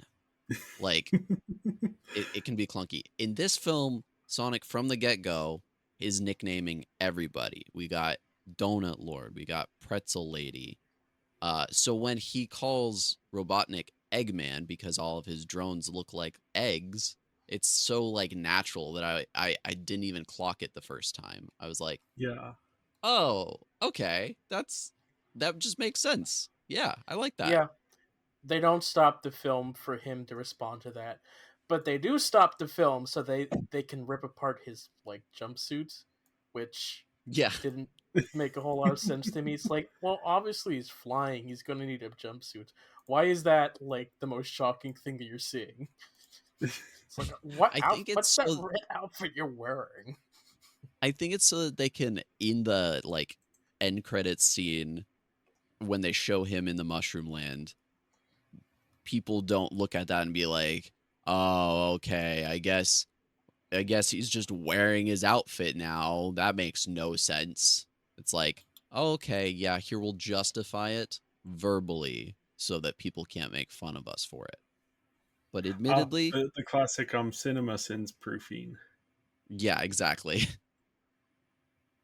which But it does make me want to make fun of them a little bit more if I'm honest. So, yeah, it is a thin line to walk, and perhaps creators shouldn't be trying to walk it, trying to justify that type of thing by calling it out within the story. I guess sometimes it yeah. works. A lot of the times I It think it, rarely works actually. I'm always taken out of the film every time they do something like that. Especially especially in the MCU films, they do that a lot with character names and it's yeah. just like, ugh. Oh, we're using our made up names. I enjoy that humor to a certain extent, but yeah, at a certain point you need to step back and actually like sell me on the emotions of the story, or Yeah. I'm just not going to be all that interested. What are we? Some kind of suicide squad? This It is works better Katana. sometimes She's than got my others. back. Oh, what's the? She could cut all you in half with a single sword stroke, just like mowing the lawn. Which begs the question: does she mow the lawn with a single sword stroke, or would cutting everyone in half be a long and laborious process, just like mowing the lawn is? I wouldn't advise you getting killed by her. Her sword Her sword taps the holds the souls of souls. victims. Okay, Rick Flag, who would you advise I do get killed by? Asking the right questions here. That's a movie. That Anyway, is a visuals. movie. I gave the visuals a 3.5 out of 5. That is, the live action stuff was a little flat. The CG stuff, very impressive what they were able to achieve with late in production Yeah. changes that they needed to make. I gave it a 3.3, and that point 3 is just for the effort they put in to change the character design. So, yeah. Yeah. I thought it was, above average. I give it, again, in between at a 3.25, again, just to make the average number look prettier. Um, it's, you know, it's solid. I don't think I was taken out by it being terrible. I don't think, showing this to a child would make them vomit Cry from its visuals. Yeah, nightmares. cry makes a lot more sense. I don't know why I want to vomit. Um, but it had its flaws. It has aged in the 4 years that it's been out. Um, and I'm excited to see what the next films do with the visuals and how they compare. Yeah. So Yeah, it's just seeing it built from the ground up with this Sonic design, I think, is going to be very different. Or maybe not even very different, but just like, I think there's going to be a difference in quality. yeah. But yeah, onto the performances. Ben Schwartz as Sonic, I think he does a pretty good job. Yeah. He is a good I've fit for the role. he I've heard better versions of Sonic, but he does sound like a Sonic type character. Yeah. I find the Yeah. performance a tad annoying, but that's just like the character writing. Nothing to do with the performance itself. Mm-hmm.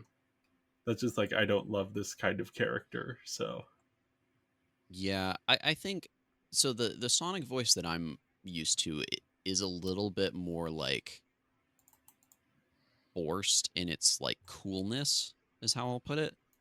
Um and I think if they had done that for the whole film, it would not have been as enjoyable. So like where they lost out on maybe like accuracy to former media, I think they gained in something that is a little bit more uh works a little bit better long term, sounds a yeah. little bit more natural. And of course, with any film like this, they're gonna try and get celebrities as the voices just to try and pull in more people to establish that yes, we Oh have a high yeah. quality movie. Whereas like they probably could have gone with a decent voice actor that would have done just as good of a job. But I like Ben Schwartz's performance here. Yeah. I think we did talk about Marsden a little bit. I think he just has such great chemistry with everyone. And like most of this movie, he is playing off a CG character. Yeah. And yet you feel that connection between the two of them.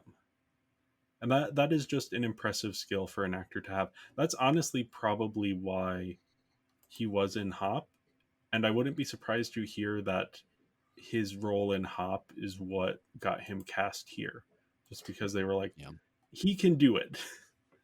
Like whether Hop is a good movie or not, he has the skill set to be able to play this type of role. Yeah, I'd agree. He does a good job in making me feel like the CGI character is actually there on set. Yeah. No, I also wanted to shout out Natasha Rothwell plays Rachel, the sister-in-law of Tom. She is on The White Lotus, which is the first season of The White Lotus, which is a phenomenal show. She is hilarious here. Just the perfect performance for what this is. Hmm.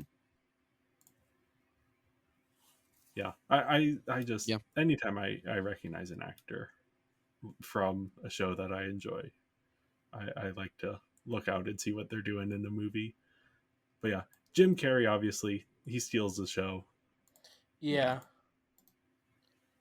I would of say course. like it's a split 50-50 probably on those watching it or like people watching it for the nostalgia or they're Sonic fans and then the other half is like Jim Carrey just having fun in a movie. Yeah, And admittedly, I'm probably in the latter half of like, I only just recently watched it, not because I was avoiding it, just because I never really was drawn to watch it. But I had always heard that Jim Carrey just did a good job with these movies, and so I was excited to see that part. And it held up.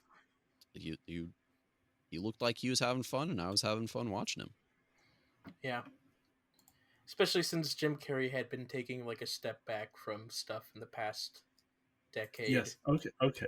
Since you bring that up, I am going to find this from his Wikipedia page. It is a quote from him. Um, I think I can just read it out verbatim because I think it has. Might take me a second to pull it up. But yeah, he has sort of taken a little bit of a step back in his career.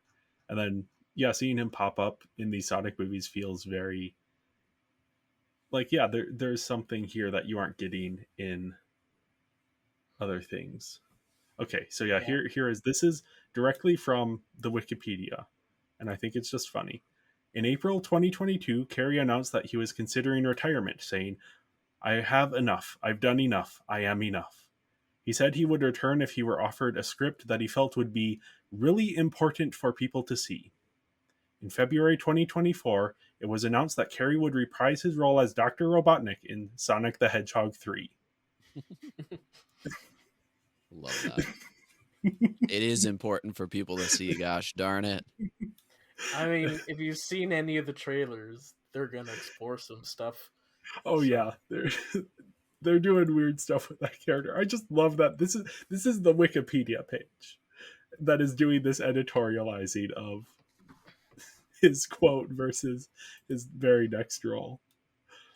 yeah, Uh, I mean, it would be interesting if Sonic 3 was his last time performing, so that's a thing to go out on, I guess. On a yeah, high like note. Robert Redford's last movie being Avengers Endgame. Hmm. He made his like last movie, The Old Man and the Gun, and then forgot that like he still had an Avengers movie that he had filmed that had not yet come out. So he Oh, like made rip. this big like swan song like I'm saying farewell to acting. And then a year later he was in an Avengers movie for like half a scene. Yeah. Yeah. It So doesn't I hurt that it sounds like he's going to be paid $12 million for his role in Sonic 3. Oh yeah, wow. I yeah, would do a lot for $12 million. yeah. So Me that too. probably I would doesn't play hurt. Dr. But Robotnik in Sonic 4 for $11 million. whoa, I'm outbid. I gonna underbid. Yeah. I'd do it for 1 million. One. Okay, I was gonna say $1 or Yeah. 1 million. Honestly, Yes. for $1, like I know you're not supposed to work for exposure, but playing This Dr. case, Robotnik in Sonic 4, could I be guess you are fun. following Carrie, so that's like, yeah, That would be maybe the I hard want a bit part. more of a safety net than $1. Yeah. Yes. Uh, I highlighted a name here, Shannon Chan Kent. Yes, and the name stuck out to me, and mhm. so it was who it is. So yeah, tying this to our Barbie general series, Shannon Chan Chen is a voice actress who has appeared in many of our Barbie films. So she played a Oh, waitress in this film. So hey, this is topical to the Barbie yeah, podcast somehow. Topical. so many connections. How many degrees of So many separation now? connections.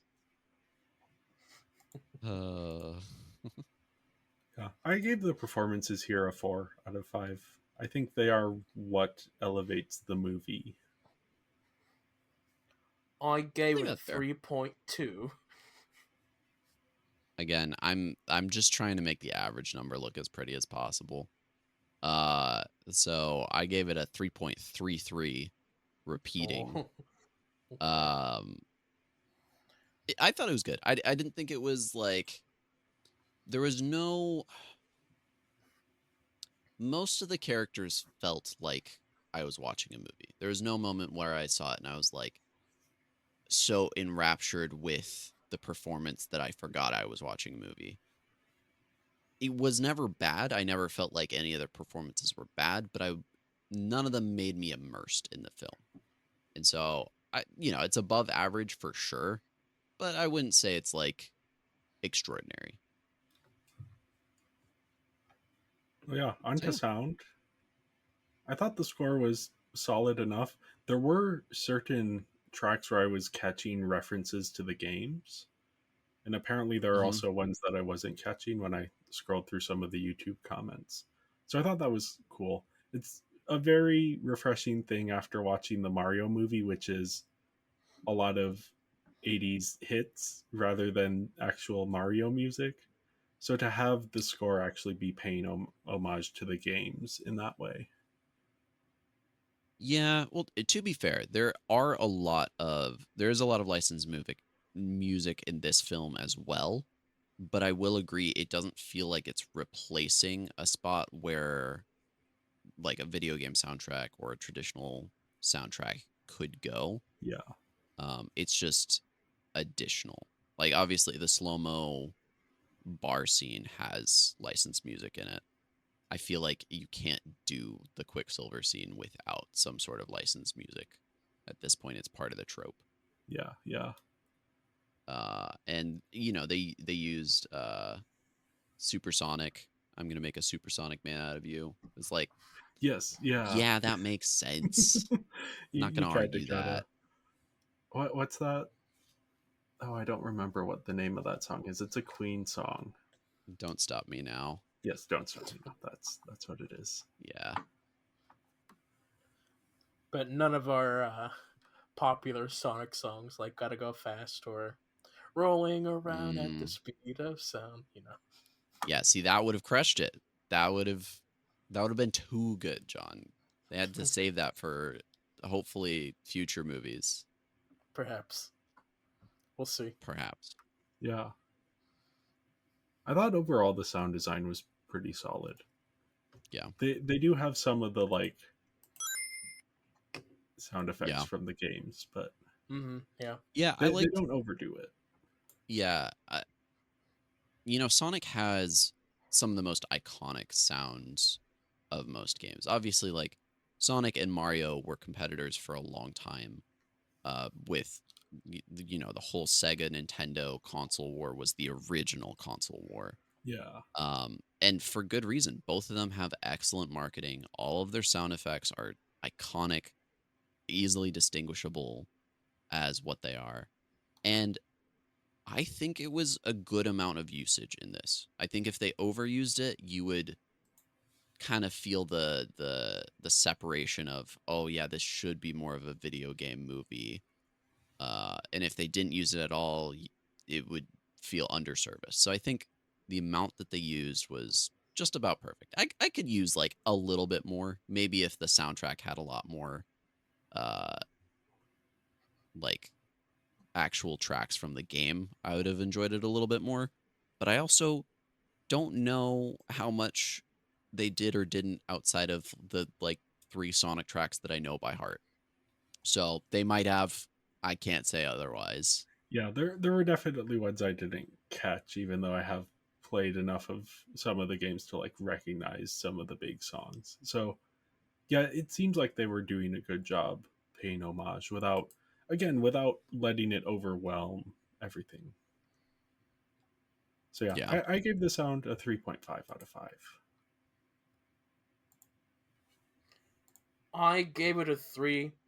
I thought it was all right. It did its job, but didn't really stick out to me a whole lot.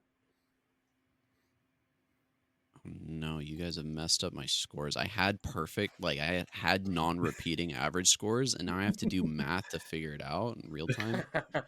No, that didn't work. Real time math. Yeah, I gave it a 4 apparently.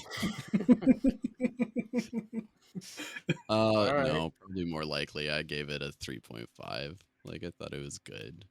Just makes my average score that I was trying to. Oh wait, what if I give it a 3.25? Much better. Yeah, I give it a 3.25, everybody. It was good. Not Okay. great. No, I probably give it a 3.5. Legitimately, it was. I think the sound was probably my favorite part of this film. Everything else was good. I don't have like really that many complaints.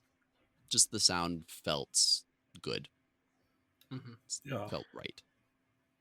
Which leaves me Well, with a total score of 15, which is a 60% or a 3 about a 5-star rating. yeah, and I have a total of 17 out of 25, which is a 60% or a 3.4 5-star rating. 68%. And I nice. I gave it a 15.83 stars, which is an average of 3.1 stars or a 63.32% Nice. for those Quirky. decimal Yes. lovers out there. Yeah. Mm-hmm. Well, yeah, Well, but that before was we this film. say Yeah. goodbye, Toa, where can people find you? You can find me on most social media as Toa Legend on YouTube and Twitch. I stream every Thursday around 10 p.m. Eastern. I'm currently playing through Legend of Zelda Echoes of Wisdom. Very fun game.